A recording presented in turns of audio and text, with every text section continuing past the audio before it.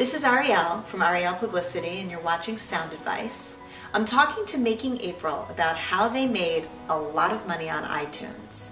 They had a technique where they asked each fan to tell which one of their friends were they telling about Making April, and it worked. Check it out. Can you share some numbers with us? Right. The first time we heard our numbers, he didn't believe me. I got a report from somebody I knew in the business of how much we sold in 1 week. And this is after 9 months of being on Smart Punk, doing, a couple albums a day, nothing major. And I call him, I'm like, I just got a report that we sold like 250 albums and like 1,300 singles last week. He's like, no way. No way. Makes sense. Yeah, there has to be some like. We thought there was like single. It has to be like the same thing. Like you can't. There's no way it's that much. Yeah, we thought that singles and albums were the same thing. So we're trying to run the numbers. It's all just digital and downloads. We just thought they were the same. So our distributor would pay us every 3 months. Okay. So every 3 months we would just get this bulk check, and for like the peak of our iTunes, there would just be every 3 months we would get this check between like 15 and 20 grand, just straight to us. Awesome. Just 3 months of And at that time we didn't have a manager or a lawyer collecting. So it's just us three just splitting money. So 3 months go by and we just get this check for our music being out in the world between 15 and 20 grand. It was a great day when the email would come in, because whoever saw it got to call the other two guys in the band, like, we just got a check for like $16,000. Oh my God. Yeah. So we were all living at home at the time. So our expenses were like gas, cell phone, and like food. And high-speed internet connection. Of course. Which parents pay for because we're at home. So. Nice. If you break it down per download, it starts off at 99 cents per song. iTunes right off the bat, no matter what. So it takes 29 cents, so it's down to 70. Really? Yeah. And then basically it came to, we weren't on TuneCore, we were on this place, Mudhut, who was taking 15%, which at the time we didn't know any better. So it wasn't that bad. And it's off of the 70 cents, not off the 99. Okay. So it brings you down, I think it was like 59.5 cents or so. But he also put us on like the front page, like Windows Media Player, next to like U2. And he did like a few other random things for us that we couldn't have done. Mudhut did? Mudhut did. So they were worth But at the the time, investment. all we knew about was like CD Baby and a couple other places still taking 30%, so it sounded great. Right. But it's like now we look at it like there's so many other systems out there where you just pay upfront costs and it wouldn't nearly equate to how much Mudhut got over that time period. But at the same time, now it's built into a relationship where he wants to release our album in the UK and put us on this 2-month tour over there, which would be at the end of next year. And it's just, we've kept our relationships good with everyone, including the president of Universal, who I'm actually still good friends with. And it's, I guess like that's the main thing, is like don't burn a bridge unless like the person tried to like screw you over. We want to keep putting it on Mudhut because he can guarantee, he has a good relationship with iTunes, and just basically whatever we want to do, it gets done. Like 3 weeks, you get on iTunes. Whereas TuneCore is like 6 to 8 weeks without any guarantee of like when it's really going up. Right. And he also has the ability to do album track only, which TuneCore could not do.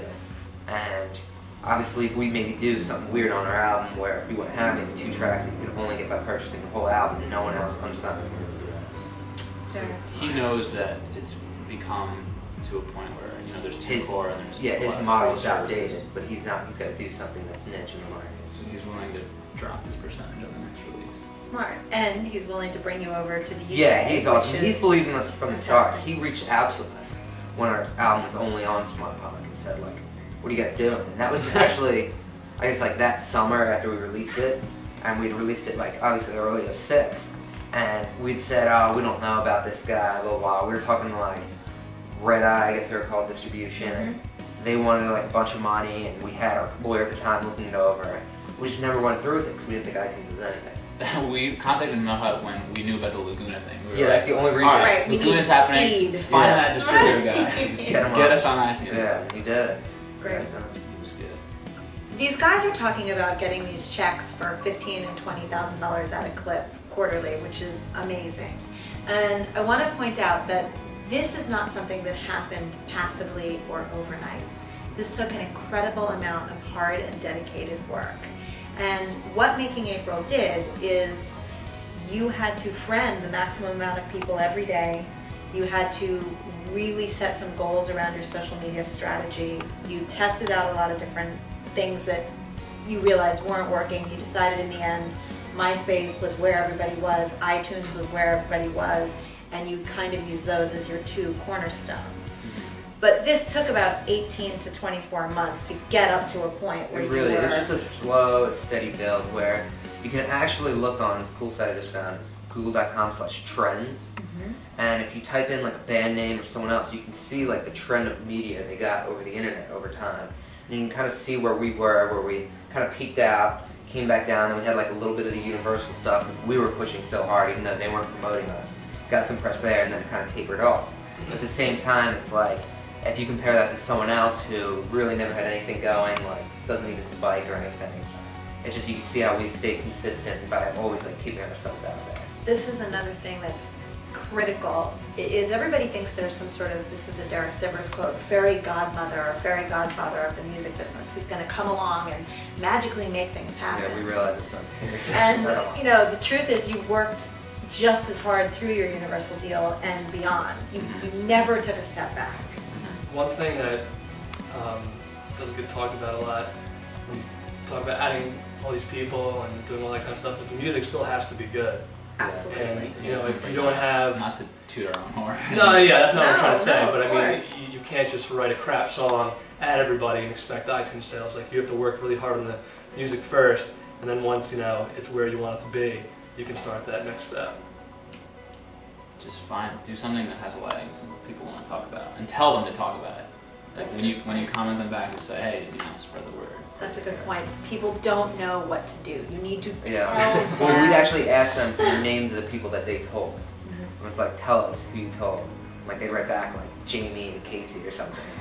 And we'd say, all right, that's 2 more people. And then we'd have like them, when they would friend request us, say like, glad you did it, and then you go tell a few more people. And that's how it got out there. And this is all stuff we did during that 18 months, whereas now it's like, we're kind of, not past that, but it's like we're focusing on other things now that we've built our basis. It's like now it's like, how do we reconnect with them when the new album's coming out? And I guess that's why we've been utilizing data capture all this time. So the lesson here is one fan can lead you to another fan, which can really pay off in the end. And the band here proves that that technique can work. This is Ariel. You can visit us at youtube.com/Ariel Publicity.